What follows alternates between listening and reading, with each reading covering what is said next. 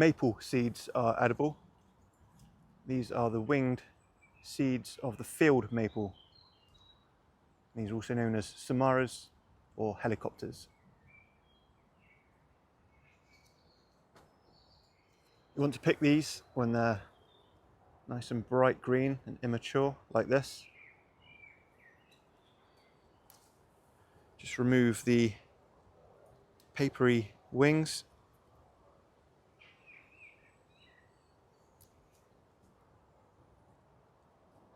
And you can eat the seeds that are inside. They taste a bit like peas or broad beans, and they're quite a good source of protein. You can eat them raw, or you can boil them and use them like broad beans, or you can roast them with a bit of seasoning and just eat them like nuts. As you can see, the trees are absolutely covered in them this time of year. So they are better when they're immature, but you can also eat them later in the year, but they become quite tough and fibrous and a bit bitter. So what you want to do is just soak them overnight in water like you would with dried chickpeas.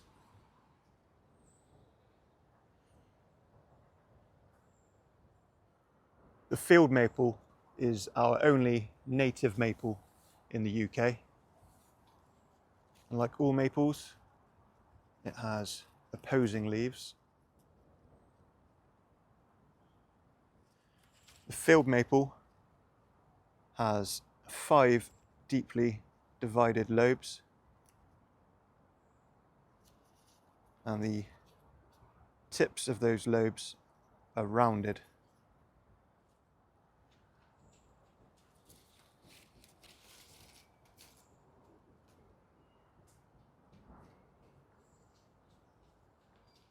Another maple that we see quite a lot of in the UK is the Norway maple, and they also have edible seeds.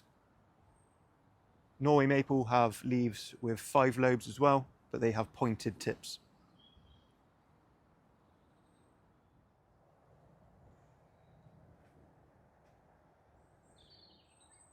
Just look how many of the samaras are on this tree. It's absolutely covered in them.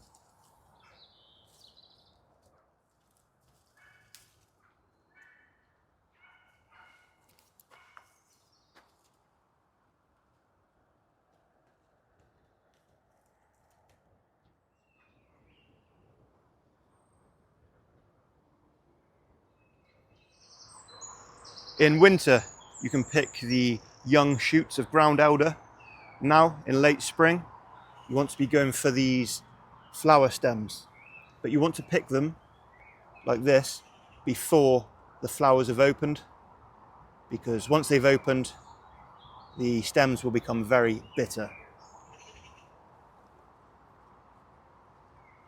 You can also eat the leaves if they're a lighter green like this, but this time of year the leaves have mostly gone too tough.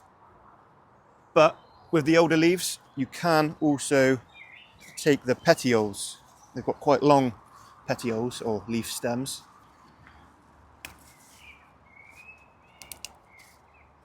So just take that part, and these are quite nice and succulent.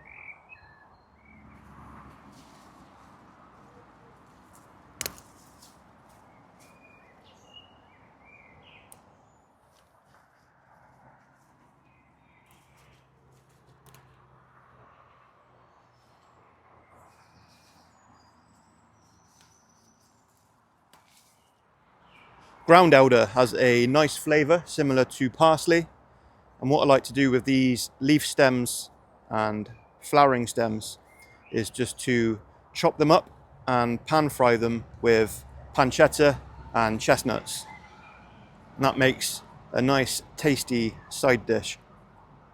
This is an aggressively spreading plant. If you have it in your garden, you'll know it's very difficult to get rid of. It's not a native plant, but you'll also find it in woodlands and along hedgerows in quite big patches. Ground elder has compound leaves that are split into 3 parts. So this is all one leaf, and then you've got 2 lateral leaflets that are split and then joined at the base. And then you have this terminal leaflet which is split into 3 parts. So it's quite a distinctive looking leaf.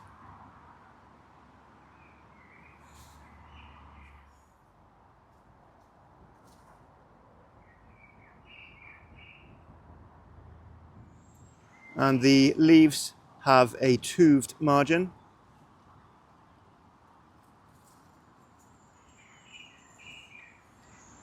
The leaf stems have an almost triangular cross section,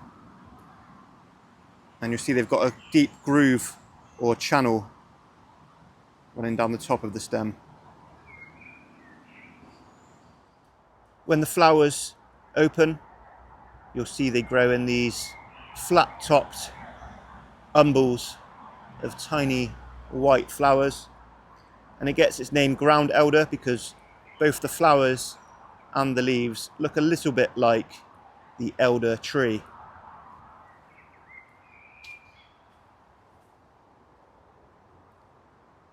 So you can see they look a little bit similar. Ground elder is in the carrot family, so take extra care because there are several deadly poisonous members of the carrot family.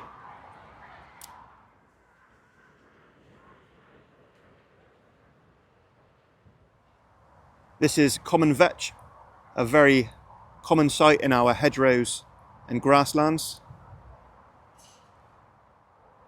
Vetch is from the pea family, and these growing tips look and taste just like pea shoots.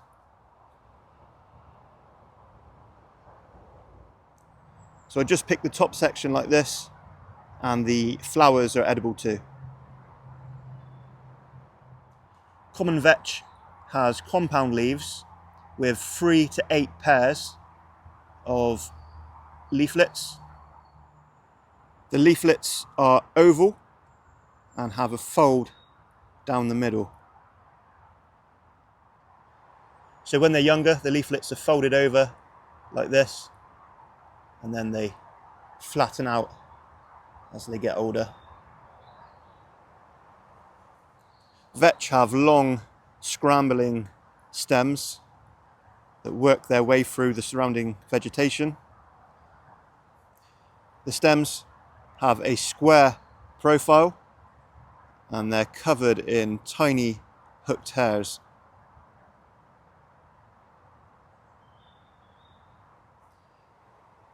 At the end of the stems, you get these curly tendrils, and these latch onto surrounding vegetation for support. Like you can see here, it's wrapped its way around this grass stem.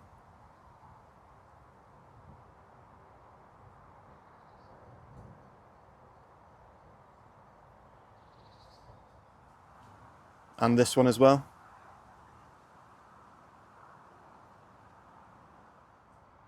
The flowers appear from around May onwards.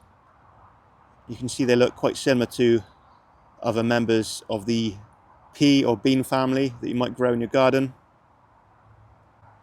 They're a nice deep purple colour. They grow individually or in pairs from the leaf axils. So where the leaves join the stem, that's where you'll find the flowers emerging.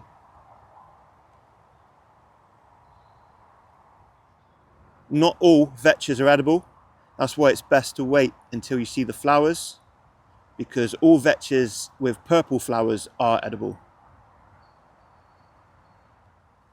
The main one to look out for is crown vetch, which will have a crown of white or light pinkish flowers right at the top of the stem, and that is toxic. Vetches are actually one of the first plants that were cultivated by our Neolithic ancestors for their peas, which you can see the pods of just starting to emerge here. These pods are actually edible when they're very immature like this. However, if you're not very experienced with foraging, I don't recommend it because there are a lot of plants that have toxic pods which look very similar. Also, when they're a bit older, the peas are edible, but they need to be processed first. They need to be dried and then boiled in several changes of water. They are toxic if they're not processed. So again, I don't really recommend it to new foragers. And it's also quite a lot of work just for some really tiny peas. It's much easier to stick with the pea shoots and the flowers like this.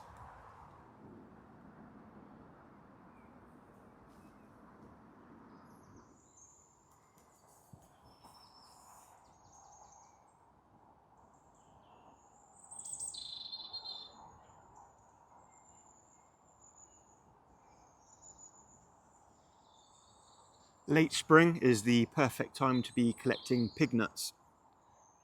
You'll mostly find pignuts in woodlands, and you can locate them by first finding the upright thin stems like this. And they have thin needle-like leaves.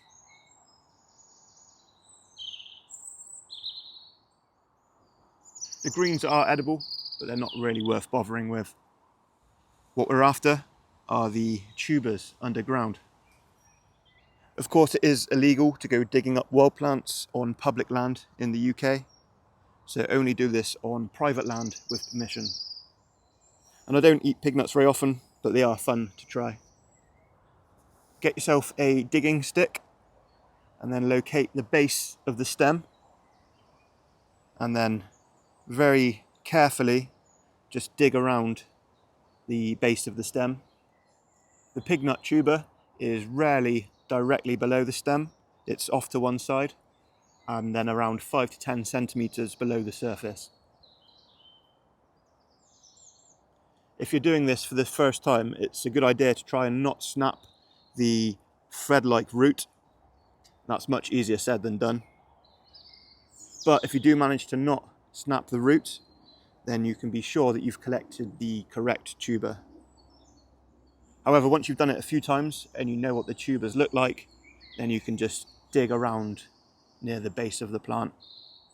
The pignut tuber should have a bumpy, irregular surface and be around 2 to 5 centimeters wide. It will have a dark brown skin that can be scraped off with your fingernail, and the flesh should be white.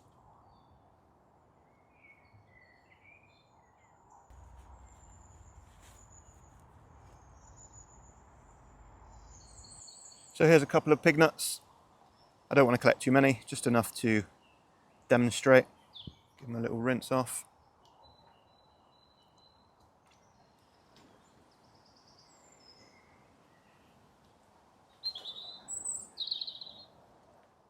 They have a crunchy texture like a raw chestnut and a flavour similar to like a mild radish.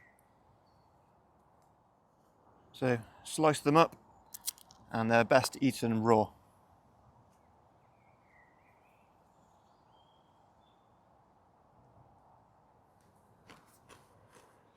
They can be harvested from March through to around June, but now in May is the best time to collect them.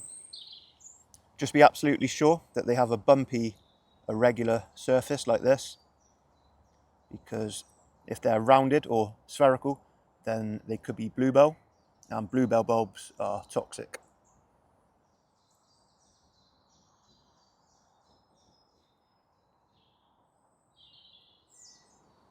This is wintercress, and this time of year you can pick the flower clusters and the seed pods. If you've tried the leaves of wintercress, you'll know they're fairly bitter, but the flower clusters are probably the tastiest part of this plant.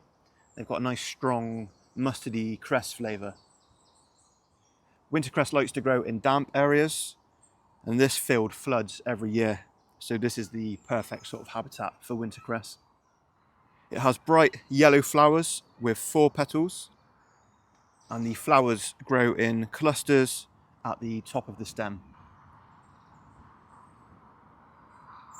The leaves towards the bottom of the plant are deeply lobed like this, and they have a larger terminal lobe. And then the upper leaves are clasping the stem, and most of the upper leaves have these 2 wings on the side.